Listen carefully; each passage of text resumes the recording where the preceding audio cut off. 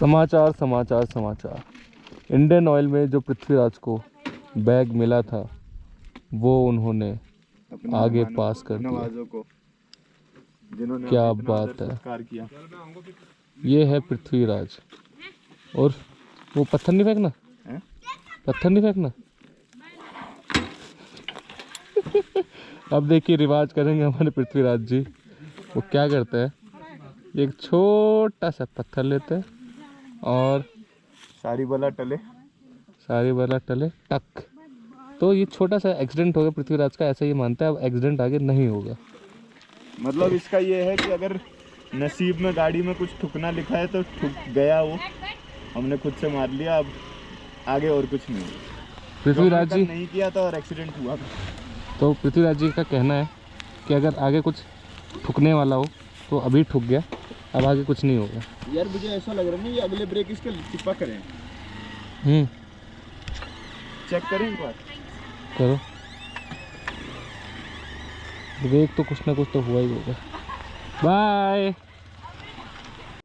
सरियाना गांव में एक दिन बिताने के बाद अब दिल्ली वापस जाना था और प्लान ये था कि एक दिन देहरादून में रुकेंगे और अगले दिन दिल्ली के लिए निकलेंगे।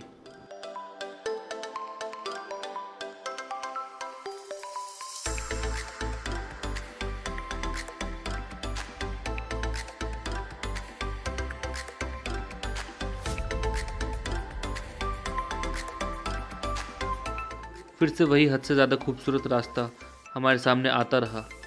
हम उसे पार करते रहे और आगे बढ़ते रहे। देहरादून अभी भी 60 किलोमीटर दूर था।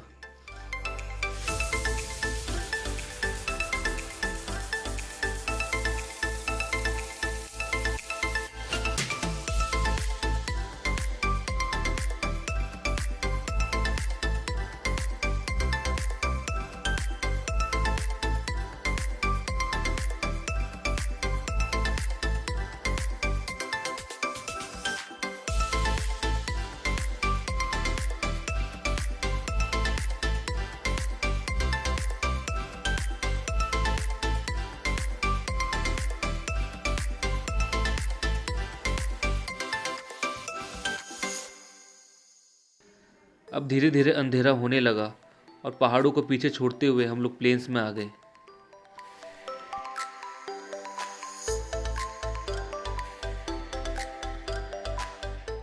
और लगभग 1 घंटे बाद हम लोग देहरादून पहुंच गए और हमारा दिन खत्म हुआ।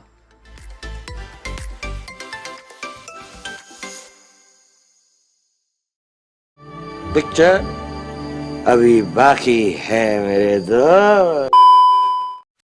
अगले दिन सुबह हम लोग उठे और प्लान ये बना कि गुच्चू पानी घूम के आते हैं।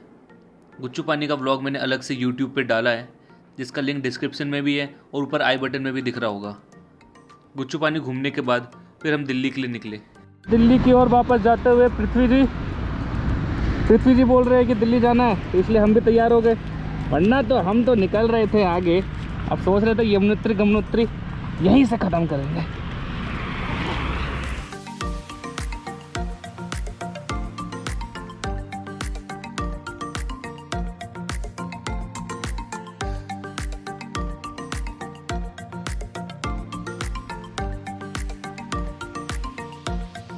फिर नॉनस्टॉप हम लोग आगे बढ़ते रहे और सीधा 100 किलोमीटर बाद जाके रुके एक छोटे से ब्रेक के लिए। 80 किलोमीटर लगातार चलाया है हमने और अब रुके हैं एक चाय के लिए। इस ब्रेक के बाद अब हमारी अग्नि परीक्षा स्टार्ट होने वाली थी। मसला ये था कि जो केनाल रोड हम लोगों ने दिन के टाइम राइड किया था, लगभग 80 किलोमीटर का स्ट्रेच, वो अब रात में करना था। जो रोड दिन में ही इतना खतरनाक है, वो रात के टाइम तो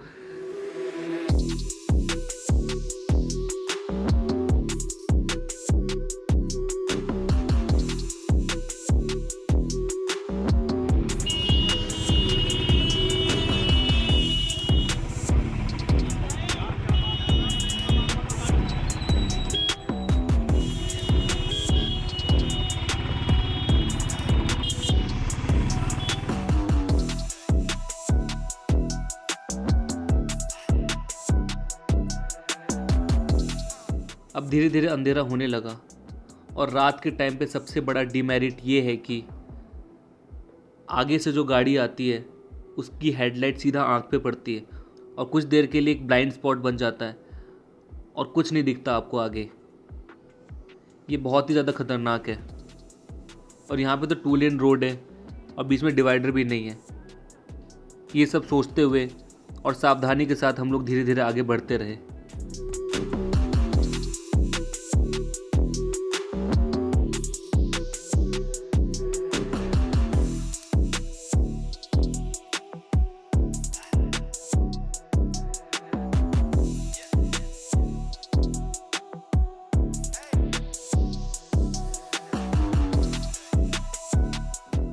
कई जगह ट्रैफिक जैम मिला, कई जगह एक्सीडेंट भी देखने को मिला और कई जगह रैश ड्राइविंग करते हुए लोग भी दिखे, लेकिन अपना फंडा एक ही था, आराम आराम से आगे बढ़ते रहो। ये 80 किलोमीटर का स्ट्रेच मेरी लाइफ का सबसे बड़ा एडवेंचर था।